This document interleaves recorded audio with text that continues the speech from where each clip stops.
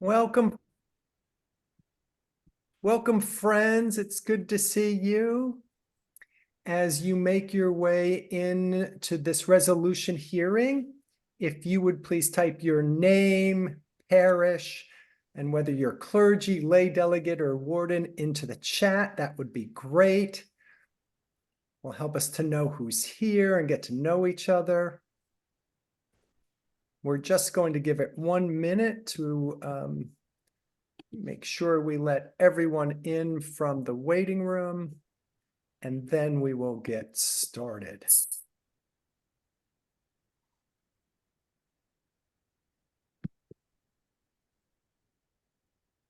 Okay, I think we have everyone.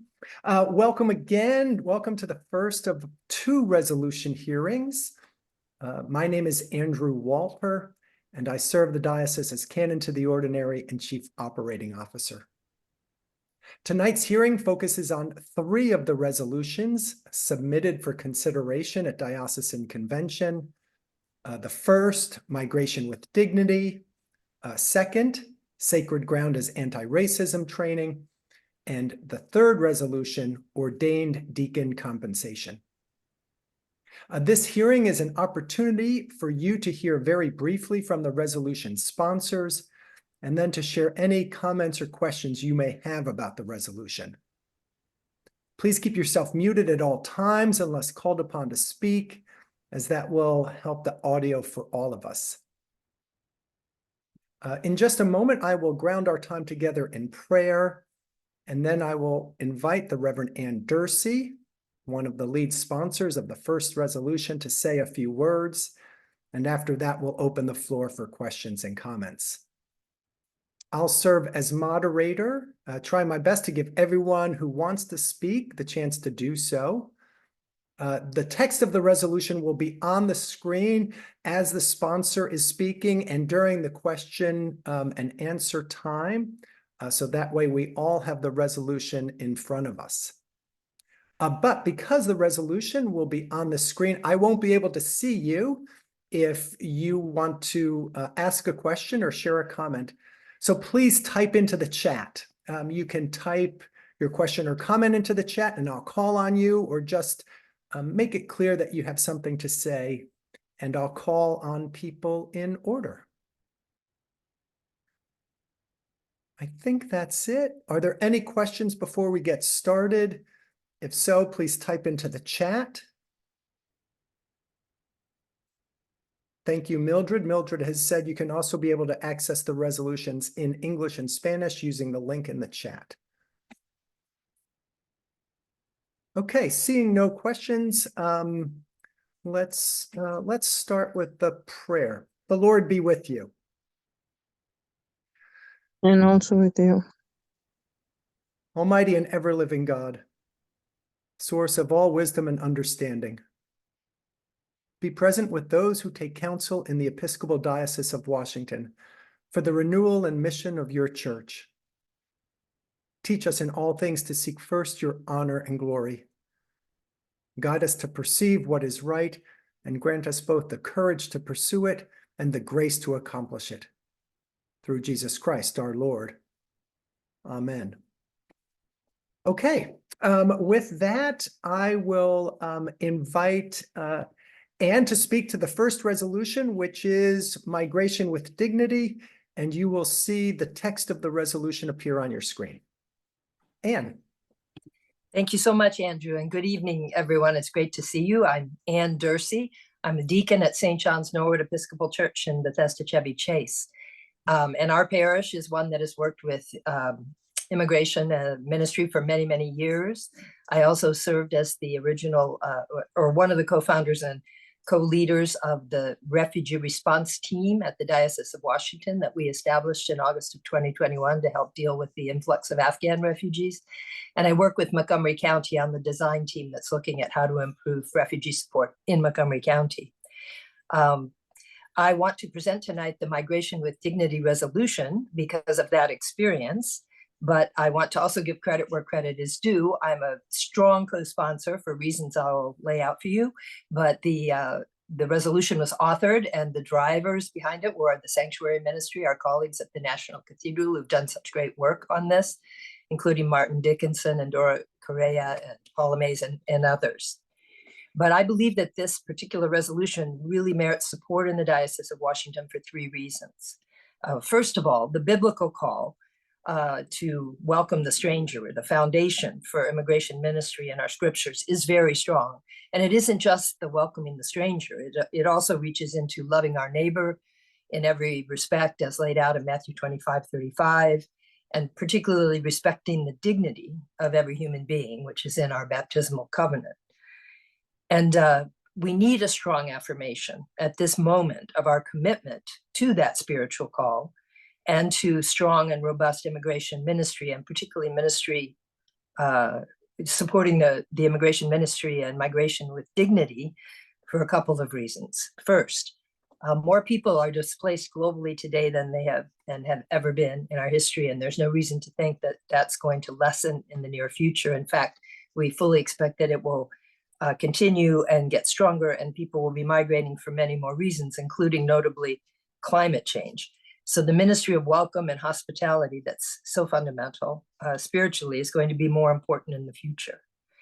And secondly, very sadly, anti-migrant sentiment, rhetoric, and mistreatment of migrants and immigrants and refugees has been growing nationally and globally. Election seasons in our country and elsewhere will worsen that. And a strong and clear affirmation of what we believe with respect to migration with dignity is very needed. The voice of the church matters in the public square on these issues. And thirdly, the Episcopal Diocese of Washington, as many of you know, because I see people here tonight who've been involved in this, has become, well, we're considered one of the leading dioceses in the country, non-border dioceses in the country, leaders in the ministry of welcome. The DMV area has been and will continue to be a major destination for migrants and refugees in all statuses. And this resolution helps to recognize the great work that has been done by the refugee response team, which is now ably chaired by my successor, Nancy Stockbridge, who's here tonight. The work that's been done by my own church. We've worked with families from Gaza, families from the Democratic Republic of the Congo. We sponsored 2 Afghan families who've helped Ethiopians, Haitians, Ukrainians, Peruvians, Nicaraguans. And I know that many, many other parishes in our diocese are doing this work as well. In fact, at one point during the work with the Afghan refugees, we did an inventory because we were working hard to get as many parishes as possible involved in this work. And we had 33 of our parishes that were involved in one way or another in helping to support refugee ministry. This is a great record, but we want to deepen and expand this work in the Episcopal Diocese of Washington and in the Episcopal Church generally, given the conditions that I described before, with the likely increase in people who will be displaced for any number of reasons. So what does this resolution do? It's a strong and consolidated affirmation of longstanding Episcopal Church policy and support for migrants and immigration, and of the call for respect for dignity in the UN Declaration on Human Rights. The resolution pulls together in one place a strong affirmation of over 50 resolutions that have been passed over the years in support of the concept of dignity. And it aligns us also with the Anglican Communion's call in the Lambeth Human Dignity Call of 2022, that actions against migrants and refugees are sin, and hospitality is a hallmark of a godly community. It also makes explicit that the spiritual and long recognized human rights concept of dignity applies to migrants and migration, and it articulates 6 pillars of the migration with dignity framework that would apply to all migrants. It empowers and encourages advocacy for policies that support migration for dignity, with dignity at local, state, national, and international levels. And that's important, lest anyone had a question about the importance of and the ability of congregations to advocate. And finally, we note that support for migration with dignity, this particular framework that we're endorsing in the resolution, is growing in the Episcopal Church more generally. In passing this resolution, we would join 10 other dioceses so far who already support it. And that includes border dioceses like the Diocese of Rio Grande and 3 dioceses in California that deal with this issue, the Diocese of Chicago and others. So for all these reasons, I hope that we will be able to bring this to the convention and pass it with close to unanimous consent. And with that introduction, I'm ready to answer what questions you have. Thank you, Anne. Okay, friends, so we're going to open the floor for questions or comments. If you would like to speak, please type into the chat and I will call on you in order. When I do call on you, please unmute yourself, say your name and your parish so that we know where you are from. I think I saw first that William Courtney, you have a few suggestions. Would you like to unmute yourself and speak? Yes, thank you, Andrew. I think this is an important resolution. I would offer 2 suggestions. One, in the first resolve, at the end of the first resolve, I would add fulfillment of the human rights of all migrants, regardless of their migration status, consistent with the Global Compact for a safe, orderly, and regular migration, and the Universal Declaration of Human Rights, and elimination of all forms of discrimination, including racism, xenophobia, and intolerance against migrants and their families.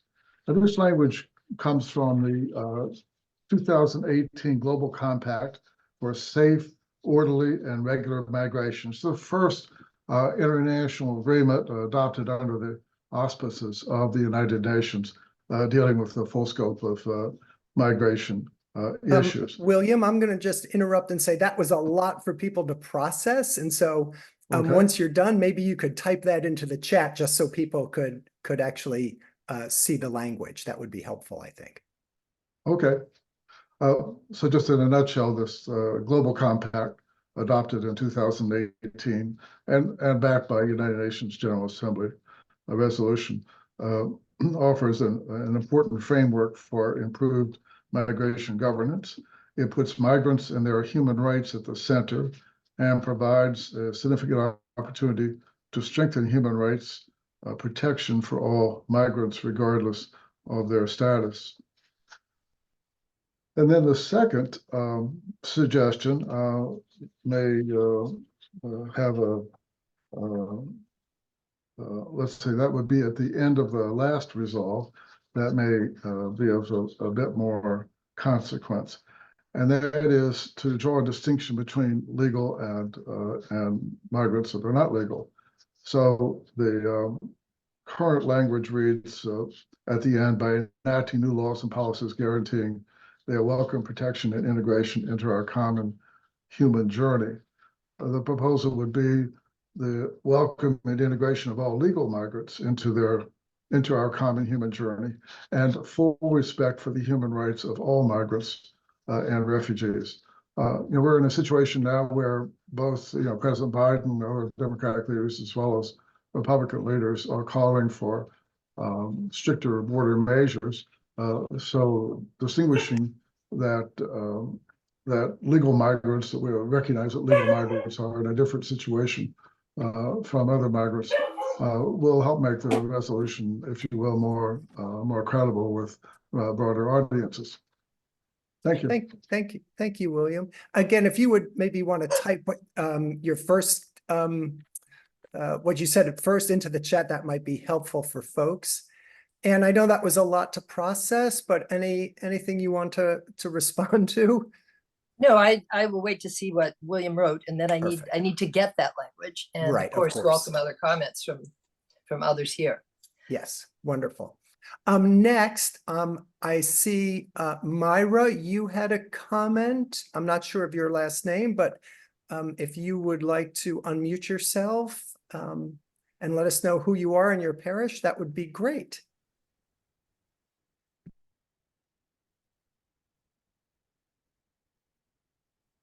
Myra? I saw something that said she left. Okay, Andrew. all right. Myra left. Yeah. All right, so next up is Paula Mays. Paula? Yes, good afternoon, and thank you so much for allowing me to give a brief comment. I noticed the comment. Paula, could you just tell us your parish, please? Yes, lay delegate Washington National Cathedral, and Thank you. also one of the sponsors working with this proposal. I just want to make a brief comment to the comment that you were referring to. It said they were opposed because it's too political. I wanted to point out that dignity for human beings is not a political issue, it's a biblical issue. The resolution determines what we are for. And because there is an intersectionality, this new word we use, between something that may also have a political context, does not make us automatically against it when it's a biblical duty.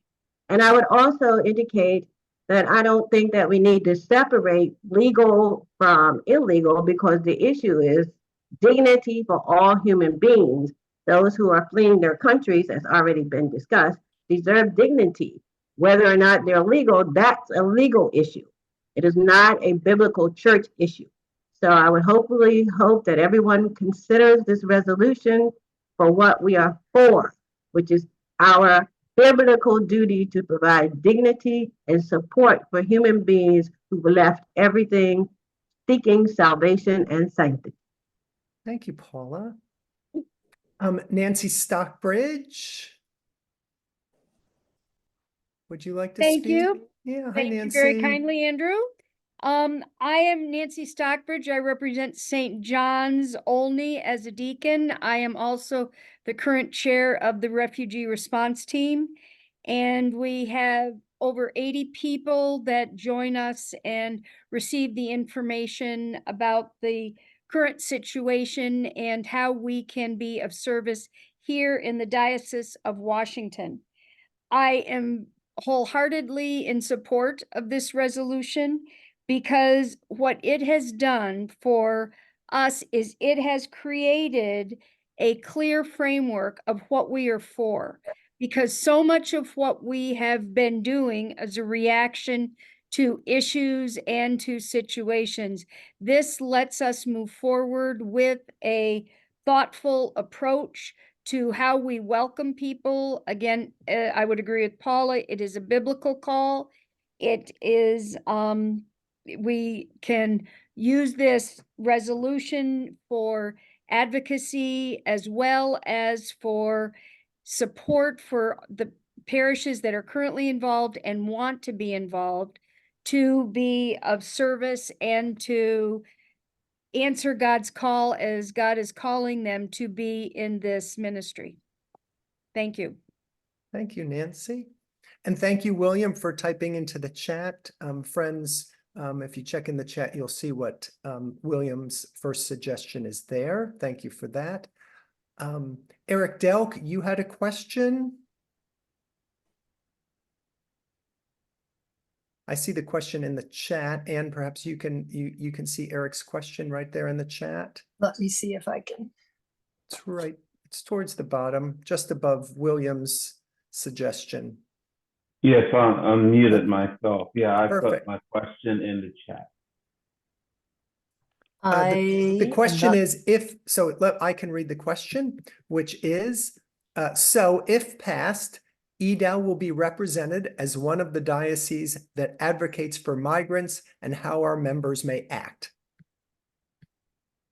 That's my understanding. And actually, we can do that now. But this affirms, for just to make very clear, lifts up and affirms that advocacy on behalf of migration with dignity is something that we want to urge congregations to do. Thank you. All right, thank you.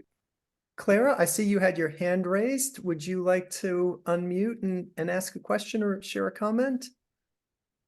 Yes, Clara Lovett from St. John's, Norwood, Chevy Chase, Bethesda. I urge everyone to support the resolution. In the history of our diocese, there probably has never been a time when our spiritual and biblical duty to help the stranger, to help people in need, is coming together more closely with what is happening right here in the greater Washington area, in the United States, and globally.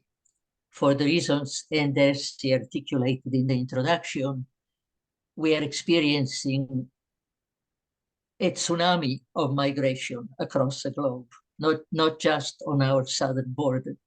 And so it is it's a right time, it's a very appropriate time for us to put forth our values as Christians, as members of the Episcopal Church, and to not to be afraid of possible political repercussions when we state our values.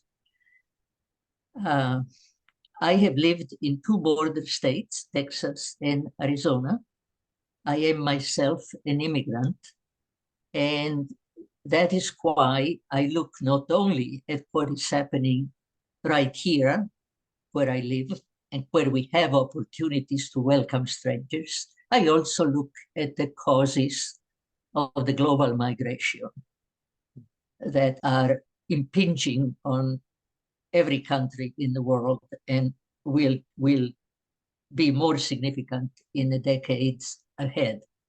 I'm very proud of the fact that we wrote this resolution, and I would encourage you not only to support it, but also not to fall into the political trap of making a distinction between legal and illegal immigrants. That is an important question in this country, but it's not biblically or spiritually, we should not make any distinction. Thank you, Clara. And thank you. William has posted his second suggestion in the chat. I believe that Myra has returned, and Myra, if you're here, I think you had a comment a little bit earlier. If you would like to unmute yourself and say something, that would be great. And as Myra does that, friends, I'm going to remind you to please be brief and to the point with your question or comment so that we can hear from everyone. Myra, are you there?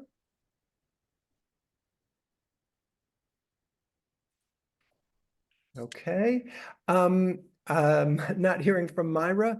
Arturo, I see you have a comment. If you would like to unmute yourself and let us know your parish, we'd love to hear from you. Sure. Can you hear me? Yes, sir. Okay. I'm Arturo Rodriguez. I'm with Ascension Gaithersburg, and I'm the delegate. And I read the resolution for the first time, and I was really pleased with the way it was phrased, particularly that it's based on the human rights that all people deserve. And I have been concerned that some of the migrants are being treated poorly, and this certainly addresses the necessity to treat everyone equally and receive them. And also, the basis of this resolution is scriptural, so I really think it was well written. That's all I want to comment. Thank you, Arturo. Charles Hendricks, I see you have a question. Hi, Charles. Hi. It's good to see you. I'm the lay delegate from St. Bartholomew's in Laytonsville, and I posted my comment or my question. I'm curious to know specifically what the phrase "migration with dignity" means, in as much as an article has been cited that I guess explains a legal and policy framework for that concept. And I'd like to know the full understanding of what legal and policy implications the diocese would be endorsing if it approves it. If this, right. Thanks, Charles. Anne, is that something Yes, you're able to answer? I think I can help address that at least a little bit quickly. you. Thank you. It's a great question. I'm quoting from this article that you referenced, Migration with Dignity, a Legal and Policy Framework. Dignity's recognition under law rose to heightened attention following the 1948 adoption of the UN Declaration, Universal Declaration of Human Rights. The UDHR asserts that, quote, recognition of the inherent dignity and of the equal and inalienable rights of all members of the human family is the foundation of freedom, justice, and peace in the world. And further affirmed that, quote, all human beings are born free and equal in dignity and rights. All human beings are born free and equal in dignity and human rights. This placed human dignity at the center of the protection of all human rights. In this sense, dignity rights apply to all persons regardless of circumstance. From that wellspring, the concept of dignity has then been recognized, mentioned, and relied upon as a basis of ethical consensus in international documents, national constitutions, legal statutes, and judicial decisions. It's recognized as a foundational right throughout international and national law. So this proposal intends to make explicit that dignity also applies in the case of migration and in the case of migrants in all statuses. And then there's a second article, if you're interested in looking into it, that lays out the 6 principles that are in the explanation that are the framework around which governments can consider how they will implement the concept of dignity with respect to migrants and migration. Does that help? I hope that helps. What it appears to me that you are not saying that migration is a human right, and I'm wondering why not. Well, the right to leave your country, that's the first principle, the freedom to leave and return to your own country. Right, but the freedom to go falls to the in that country of context. choice is apparently not something you're advocating. I'm sorry, Are you advocating individuals' freedom to migrate to the country of their choice? if you're asking, are we advocating open borders or anything along those lines? No, because the Universal Declaration of Human Rights does not advocate that, does not tell countries how they regulate legally their borders. Okay, so that's not what this is advocating. Okay, I just want to comment that I think Leviticus does advocate that. Mm-hmm. So I'm not sure why we have a resolution that seems to me to muddle the key issue here. And it seems to me that migration is a human right, and that is what the teaching about how to deal with strangers is stated in the Bible. Thank you. Thank you, Charles. Thank you, Anne. I believe Myra is back. Myra, I want to give you one more chance. If you're here, would you like to share your comment? Please unmute yourself. Thank you. I'm having terrible reception down here. We're out in the country. I appreciate everybody's remark. And the thing we're more concerned about is taking care of our own. We're not taking care of the poor in our own Southern Maryland area. We have kids going hungry, going home hungry. We're asked if we can help raise coats. Now, 80% of our viable church is senior citizens, and we're trying to help the people down here. Now, if we can't take care of our own, how can we take care of the millions that are coming across the borders in every direction and help them when our own can't get good health care, when they're not getting the education they need, when they don't even have housing? How are we expected to take care of everybody else?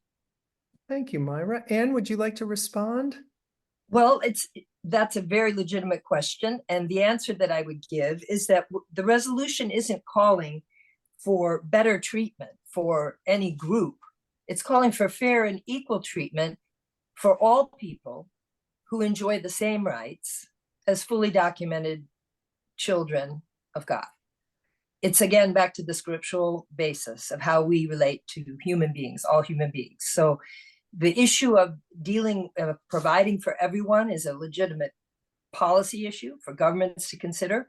But from a spiritual point of view, we see that all human beings share the same rights, and we're calling for fair and equal treatment, not better treatment for any group. Thank you, Well, Anne. that's exactly what I'm saying. We are not getting equal treatment for the poor here in the zone area. They need to be treated with respect and with dignity, and we're not seeing that. Thank And you, that, Myra. I agree with you. They need to be treated with respect and dignity. It's true. Thank you, Myra. Thank you, Anne. Libby, would you have a comment you'd like to share? Yes, I generally support the resolution, but I feel like the term migration with dignity in capital letters with just a footnote and a few highlighted things is a little concerning to me. If we're going to support the entirety of migration with dignity, I feel like to be able to vote on it with full understanding that that it would be helpful to either have an addendum to this or have you know, a more detailed or pulled out and highlighted these principles that are within migration with dignity. If migration with dignity updates their proposals or updates their policies, you know, does that mean we just automatically roll with that? I just feel like it kind of is a little bit open-ended, probably more than most people feel comfortable voting on. At least speaking for myself, I would like to know more details about migration with dignity, so that I know exactly what I'm voting on. Thank And you. then I do have one other comment, and then I'll just Please. mute myself. The call for all Episcopalians in the diocese to advocate with their local, state, and national and international governments. That's pretty strong. I assume that would be coming from EDAO through the clergy. I'm not sure exactly how that call to all Episcopalians in the diocese is it anticipated or envisioned to happen. So if you can add any insight into that too, thanks. Thanks, Libby. Anne, any response? Well, I think that the purpose of putting in the call to advocate is to actually to lift up, as I said, and highlight a right that we actually have now. We can go ahead and advocate on behalf of these policies. And we believe that to the extent that congregations have the resources and the bandwidth and the degree of confidence in advocating, that we would like to see their voices added to what is basically a spiritual call, to be sure that our policies are consistent with our values as outlined in our faith and in our scriptures. Thank you, Anne. Friends, I don't see any other people wanting to comment or question, and I am noticing the time. It's a little after 7. So I'm going to ask Alan if he could stop sharing the screen, and we will go on to our second resolution, which is Sacred Ground as Anti-Racism Training. And so I will turn it over to David Waycaster, the lead sponsor for that resolution.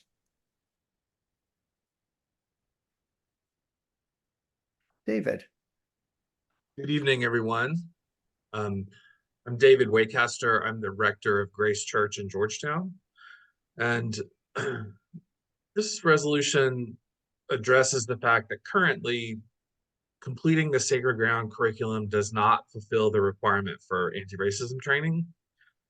In the year 2000, General Convention passed a resolution mandating anti-racism training for all leadership bodies at every level of the church. And that same resolution also states that each diocese may select and authorize appropriate programs that will be used at the diocesan and parochial levels. And I've noted just the astounding success of Sacred Ground in bringing issues of racism to the fore. People have had really wonderful experiences with it. And so for the purposes of our diocese, I'm submitting a resolution which simply says Sacred Ground fulfills the requirement as for anti-racism training as far as the Diocese of Washington is concerned. I've already had a comment from a colleague who would like for me to add and specifically mention the curriculum Healing from Internalized Oppression. So it is also my intent to add that when I present this resolution to the floor of convention. So I'll be happy to hear questions or have conversation further. Thank you. Thank you, David. So now, Tim Cole, I see you want to make a comment, and looking at the time of your comment in the chat, I'm not sure if it's about this current resolution or about migration with dignity, but I'll invite you to unmute yourself and share your comment about whichever resolution it might be. Okay, thank you, Andrew. Yes, of course. It was about the previous resolution. I think all I would say is that the previous resolution seemed, by its wording, to indicate, an open borders approach. And I think there are many people within the Episcopal Church who have concerns about that. And certainly there is no doubt that everyone should be treated with dignity, regardless of their situation. But that does not imply that countries should just allow migration across their borders without constraint. So it just concerns me a little bit that the resolution, which I'm sure doesn't intend to say that, but actually it tends to imply that. So I think hence, I think it's worth including some distinction between legal and illegal migration, simply because countries have to order their lives according to what according to who they allow to come into their country and who they don't. So I just think that the previous resolution will be taken in those terms, when I'm not sure that that's in the desired effect. And thank you, Tim. Tim, can you tell us all what parish you're from? Somebody's asking in the chat. I'm from Christchurch, Georgetown, sorry. Thanks, Tim. And Tim, sorry that I didn't catch you before we moved on to this one. So friends, at this point, the floor is open for questions or comments on this resolution. Sacred Ground is anti-racism training. If you would like to speak, if you could just type into the chat, that would be super helpful. I'd be happy to call on you.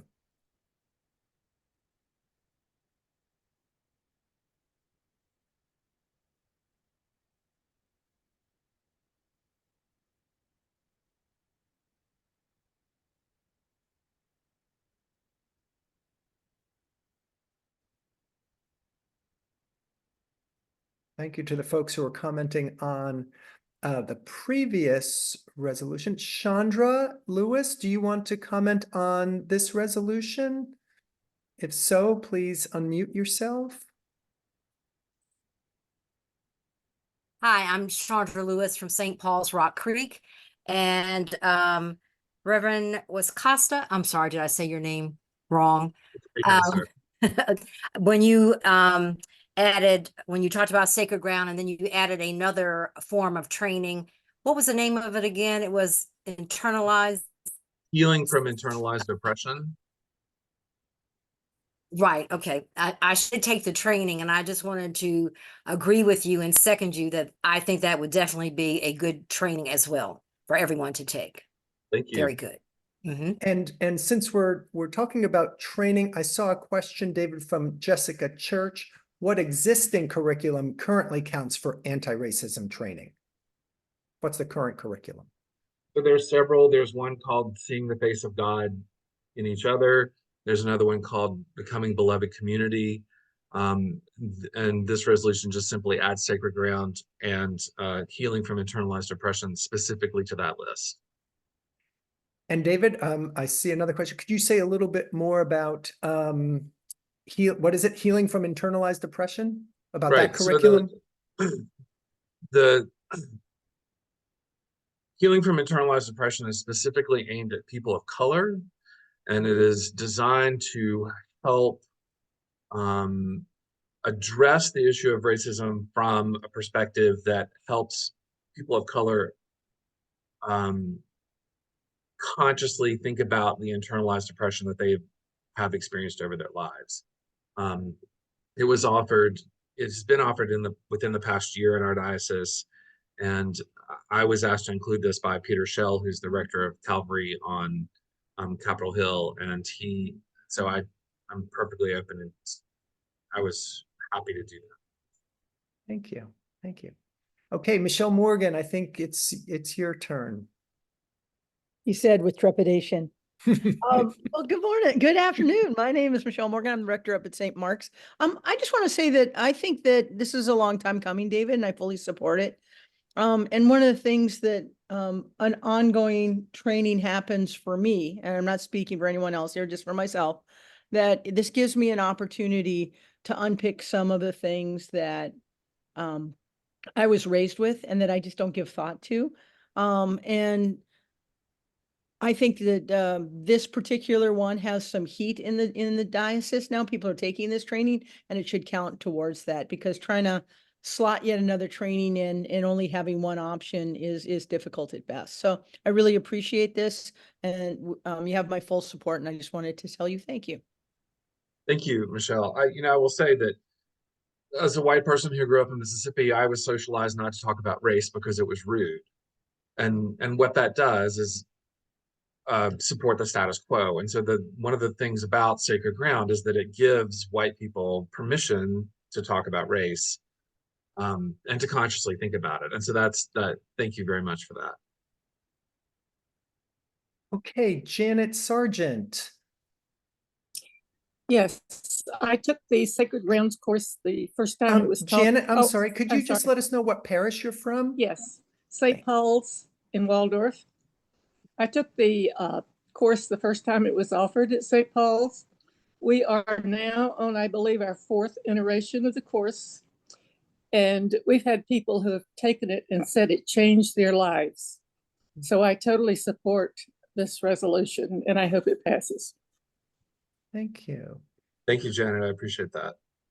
David, I'm seeing a comment from Ann Sheldon in the chat. Could you say a little bit more about what anti-racism training means, like who's required to take it currently? Sure.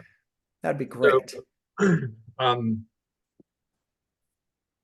it may be helpful to think about this in the context of there are specific trainings that are required for leadership of the Episcopal Church. One of the most well-known is around safe church practices, particularly around the interaction of adults and children. And so this requirement for anti-racism training, it comes out of that sort of idea.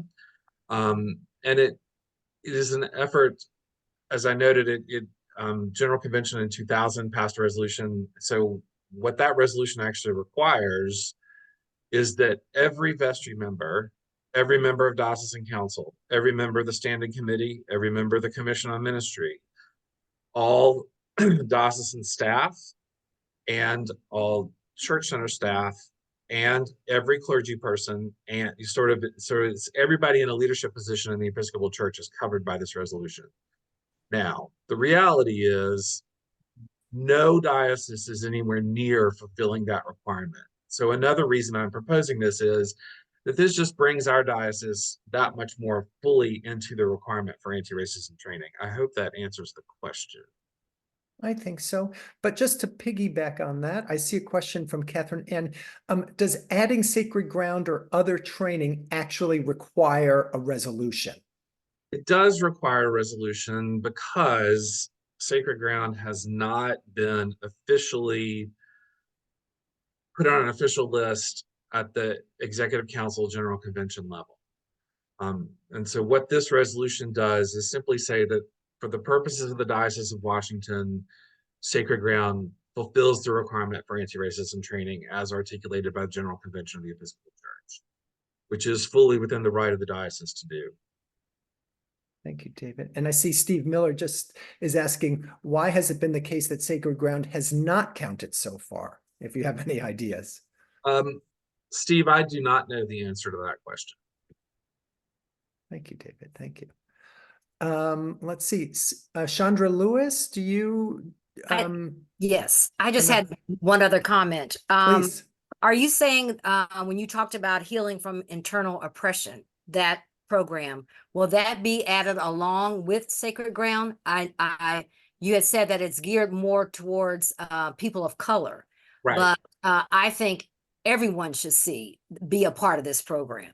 So I don't know if amendment can be put in there that's going to be a part of it. I'm sure there are other programs as well, but what I see is, if that's said that this particular program is geared towards people of color, there's a lot of people who may not take it.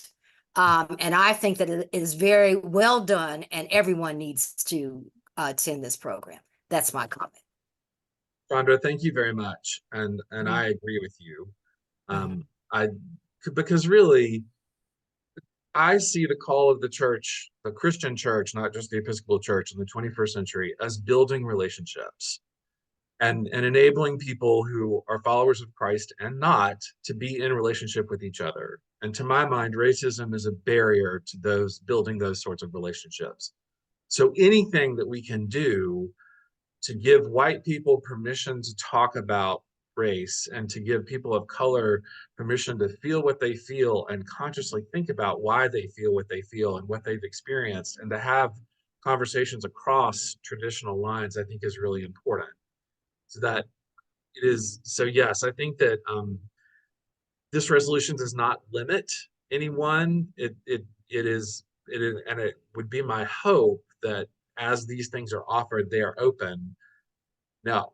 So yeah, and if you'd like to have further conversation about that, I'll be happy to send you my email and we can talk about more about how to do that. But okay, thank you so much. Sure, thank you. Thank you both.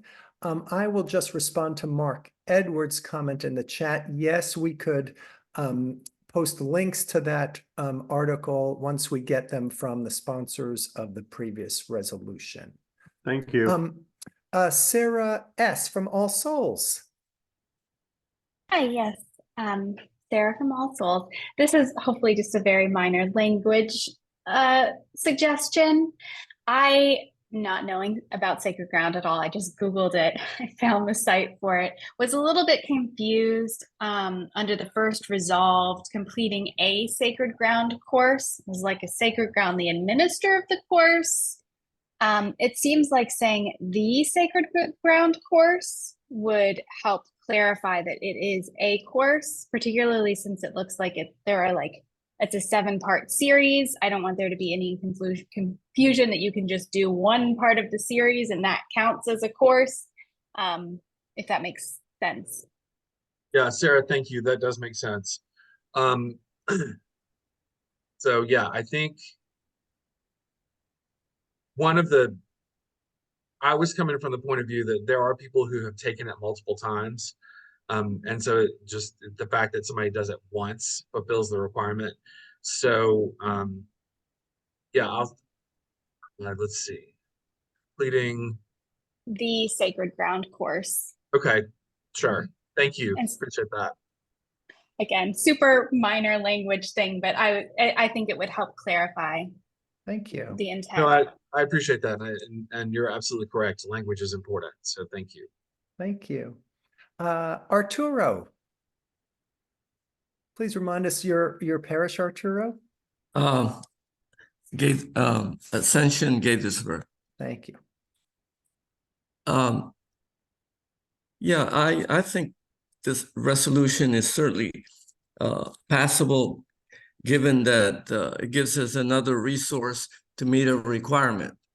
But what I really liked in reading the resolution was the emphasis that you don't take a course and it's over. It's a lifelong process for many people, and and the resolution underscores that, it encourages people to continue to be educated on race in the many ways that are listed. And so, yeah, I think it's a good idea to add as many potential sources of education that are approved and that meet the requirement. And this resolution just adds one, so I think it's fine. Thank you. Thank you for that, Arturo. I'm glad you caught that, because I think that I was enlisting all of those different media sources in particular. I was just trying to raise people's consciousness that it is possible to go to a film and be entertained and at the same time think about some of these broader cultural issues. So thank you very much. Susan Fritz. Hi, this is Susan Fritz. I'm the deacon from Christchurch, Durham. David, I fully support this. My only question, I'm kind of with Sarah. There seems to be, even on this call, a lot of people have no clue what sacred ground is. Yeah. That maybe we need to be a little bit more specific and talk about the fact that it's circles, a group that meets, and for 12, whatever it is now, 11 or 12 sessions, that it's not just a one night trip around the board, you know? Agreed. And Mark, hi, Mark. Hi. Want to just share what you just typed into the chat, but you also unmuted yourself. Can you tell us your parish again and what Sure, you were St. John's Norwood. My comment was the same. I mean, this is not really a one course thing. Perhaps recasting it as a curriculum, because there are many parts of it, would be more clear. Thank you. Okay, thank you for that. And Catherine Ann, I see you've just typed in a question and a comment. Would you like to unmute yourself? Sure, I'll unmute myself. I'm currently in Sacred Ground, but can you tell us what parish, your name and parish? Oh, I'm Catherine Ann, and I'm a priest in the Diocese of Washington. Okay. Do current participants in Sacred Ground receive a certificate upon completion? I'm a student, but I'm taking it in North Carolina. So if I had to turn in the certificate to check the block for clergy training, sure, there's now maybe there's a layer of administration that has to be implemented. Yeah, thank you for that, Catherine. I do think that probably, yes, I think that is probably the implication for this. And it would be incumbent upon the people who are facilitating both upon the people who are facilitating to provide certificates, and if someone needs it, who's a participant, then it would be incumbent upon the participant to ask for it. But I think that you're correct that there will probably need to be a way for the diocese or someone to keep track of the fact that they participated through the whole entire curriculum. Okay. And then my comment was, if we're trying to familiarize people with Sacred Ground, then include in the preamble that Sacred Ground was developed by the Episcopal Church and its resources were curated by the Episcopal Church. Sure. Actually, I think that's probably more germane to the explanation, but I'll add that to the explanation. Oh, yes. Sorry. No worries. Thank you. Thank you. Thank you, Mildred, for posting the link to Sacred Ground in the chat. Sandra, I see you raised your hand. Would you like to make a comment? Yes, good afternoon. I'm Sandra Ingram Johnson from Our Savior, Brooklyn. And I would like to reiterate what Catherine Ann said, especially in light of the fact that everyone who's in a leadership position, I think, is supposed to be familiar with the course of Sacred Ground, or take something dealing with racism, anti-racism. And I think it would really be helpful to have some type of certification or whatnot from I guess, a higher level to so see that those people have adequately fulfilled that goal. Thank you. Thank you. Thank you. Okay, friends, I don't see any other questions or comments, but we have another minute or two, so I'll just give us a moment if anyone else would like to say something.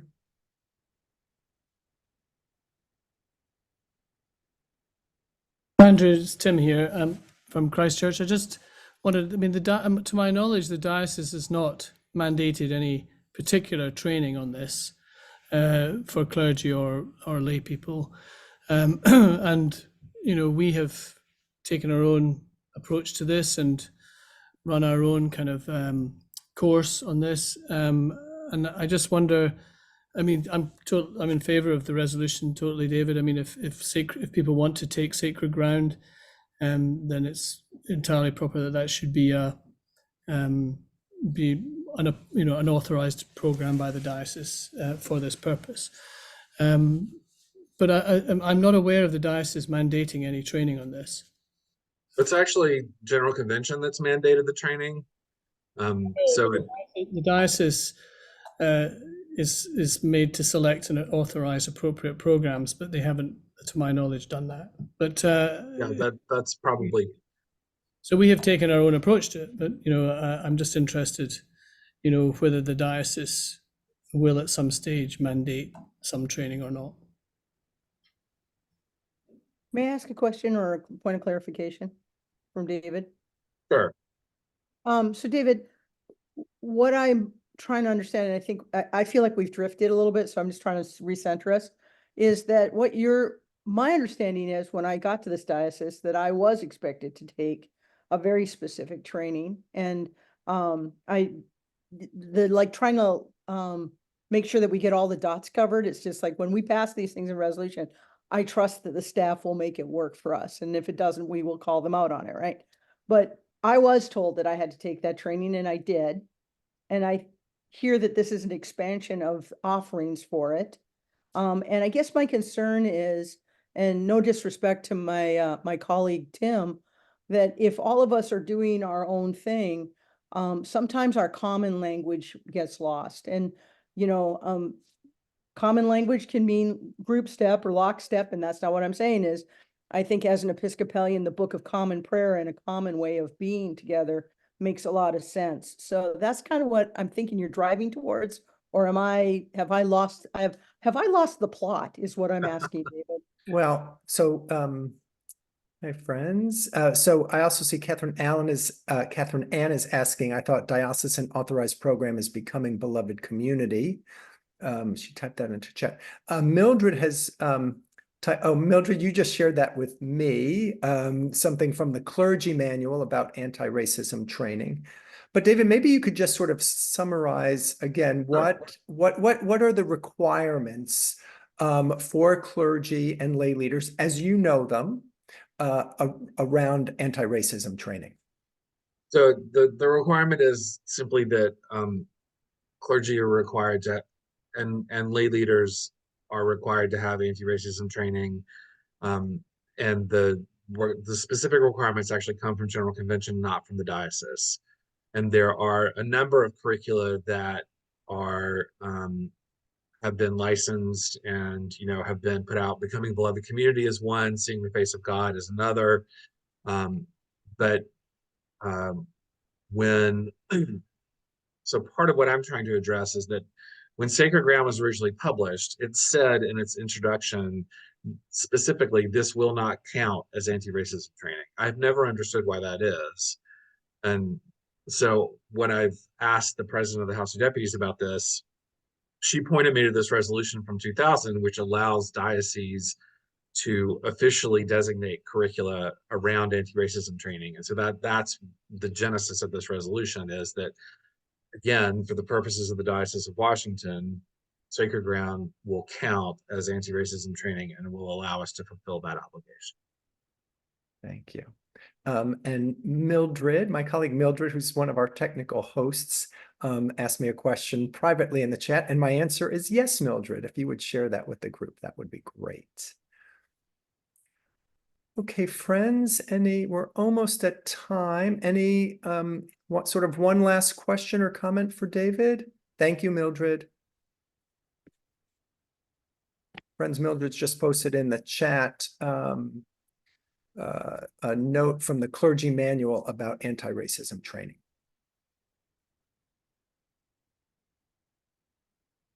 Okay, Alan, I'm going to ask if you would stop sharing.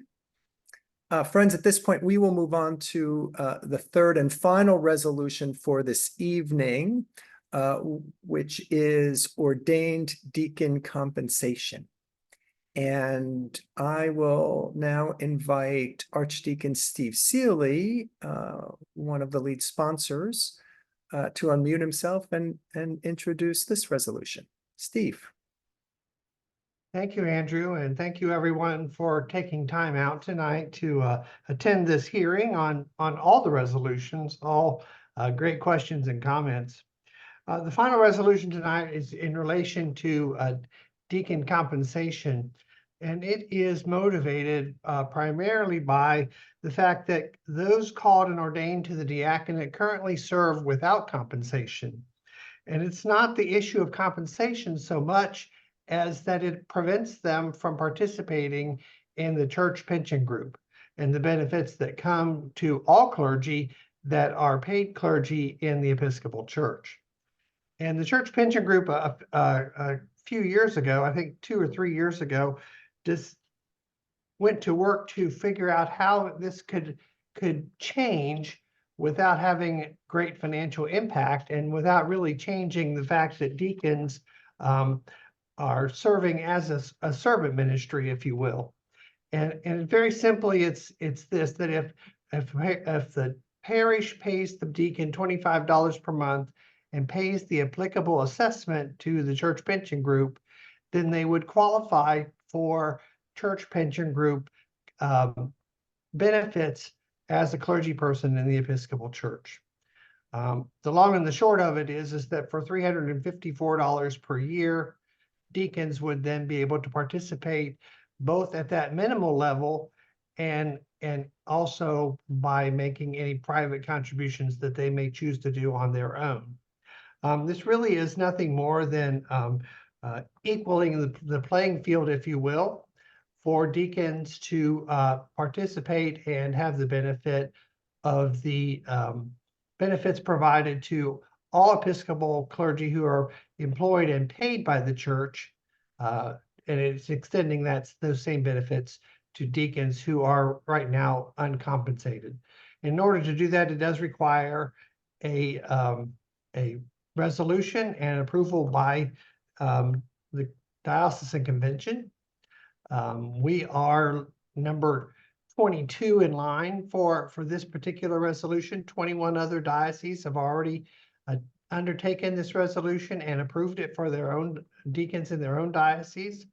And there's also before General Convention, the very same resolution that would be required across the Episcopal Church that's currently under study and will be continued to be discussed at the upcoming General Convention this summer. And with that, I will thank you, pause Steve. and take time for questions and comments. Thank you, Steve. Rosemary Addy has a question. If you would unmute yourself and just let us know your parish. Hi. Yeah. Hi, I'm Rosemary Addy. I'm with Good Shepherd Silver Spring, and I'm the deacon. I'm the delegate, not the deacon. The delegate. I know you're deacon. You're not the one. I know. Yeah, I think she's on the call too. I think she probably wouldn't be very happy that I was taking her job. So. Rosemary, what's your comment? I had a question just about the would it be possible to change it to say at least $25? Or is that prohibited based on what you were talking about? That's a good point. Thank you for that. I'll make a note of that and take a look at that. The motivation was to make it not something that every parish would say, oh my gosh, what are we going to do? Where are we going to find this money? Because in some cases, $50 or $100 or whatever number you pick can be, what am I trying to say? An obstacle to being able to conform to this. So I'll take a look at that. I know some other dioceses have taken this number higher. We took it to be the very minimum that CPG has defined it to be, just so that it would be easy for everyone to participate. And I think probably you could, at your option in your own parish with your own vestry, change that number. Yeah, and that's kind of what we were thinking, is that it would be kind of at the option of the parish, but people should at least do $25, but other parishes may be more able to do more than that. Thank Okay, you. I will make a note of that. Thank you. Sarah S., I see you've typed a couple of comments into the chat. Would you like to say anything about that? I mean, basically, it's what I wrote. I totally agree with adjusting the language to just say that 25 is like at minimum $25 dollars. And I was just also noting that in addition to being in total support of this for, the benefits of participation in pension, I think that any amount that we can be, providing could help cover costs for, their great service that they provide to us, that they're currently taking on, those costs themselves. So Thank you. Thank you. Vanessa, I see that you have a concern about adding that phrase "at least." Would you like to expand on that? No, I was endorsing and saying I affirm that I. Oh, okay. Supported, but also I'm curious whether or not it could be done retroactively. Those who already have been served as deacons, how can we address that they are being compensated for their past service? That's a good question. It really is a question that would be controlled and answered more by CPG than by us. I mean, this resolution is based upon what we can do from our convention marching forward. We can't go back and change what's already occurred from our standpoint. And I would guess, but I don't know for a fact, I would guess that trying to retroactively provide for deacons might be more possible if you were just to say, okay, well, our parish is going to go back and cover this for whatever time that you want to cover it for, but it would still be effective at the time that we started for our diocese. Thank you. And I can see that the Archdeacon Emeritus has commented in the chat that there's no way to retroactive compensation via CPG. Thank you, Sue. Michelle Morgan has a question. If deacons will be paid, will there be any issues with local minimum wage laws? And that's my deacon wanted me to ask that question. Steve, any thought? Yeah, great question. We checked that out before we actually put forth the resolution, and there would not be an issue with that. There's an exemption for clergy under minimum wage laws. Thank you. I have a question. That would they be?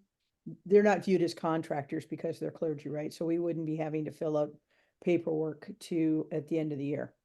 They'd be treated just like an employee. It's just going to be a very small number at the end of the year. Thank you. Thank you. Joyce Helen from St. Luke's. I'm not exactly sure I understand what you typed into the chat, so I will invite you to unmute yourself and ask your question or share your comment.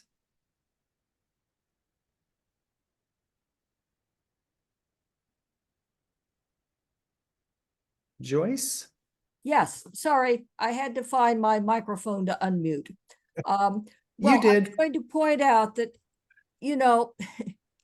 inflation is a fact of a manner of life. And if you if you say as a minimum, and in this case, it also, the resolution says that it's okay for a deacon to basically turn down any compensation. But, prices are going to go up.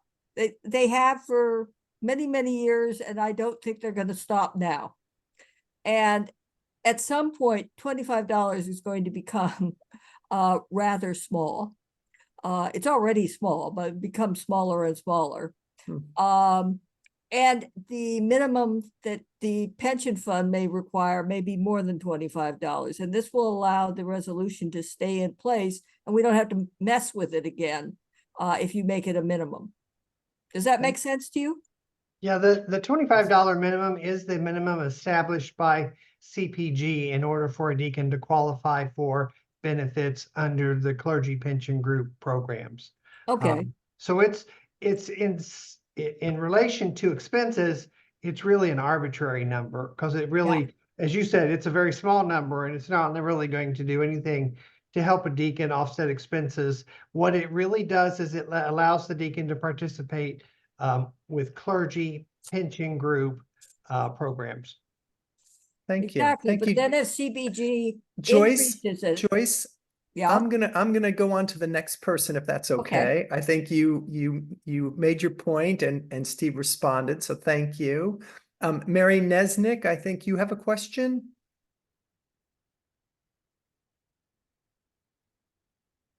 Mary, are you there?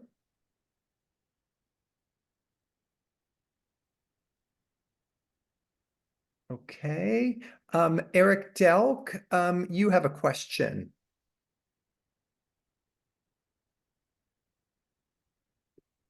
Yes.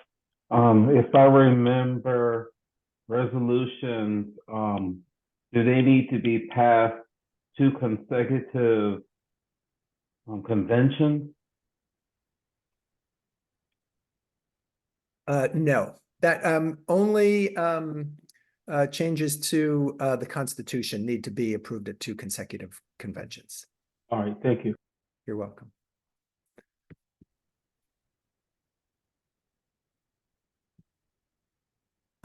Matt Klaus. Hi, Matt. I see I don't know if that's a comment or a question, but I'll invite you to unmute yourself. It is both, Andrew. So Matt Klaus from Washington National Cathedral, just responding to the dialogue that we've been having. If CPG were to change the $25 a month minimum, we've now written in $25 a month. So could we modify the language to give us flexibility to always be the minimum required to be eligible, whether that amount be 25 or something else in the future? So I threw some suggested alternative language into the chat. Matt, I'm seeing a few point. people agree with you there, Matt. So yeah, thank you. That's a great point. Thank you. Yeah.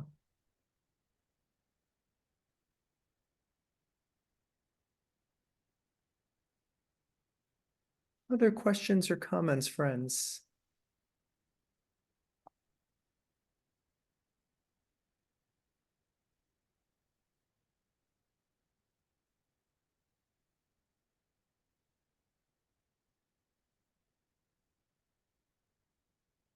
Okay. I'm going to ask Alan to stop sharing the screen.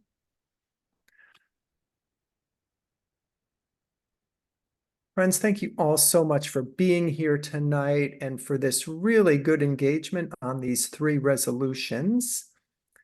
As a reminder, our second resolution takes place 1 week from today on Wednesday, January 17th, again at 6:30 p.m. And at that time, we will discuss the final 2 resolutions that were submitted for consideration at convention.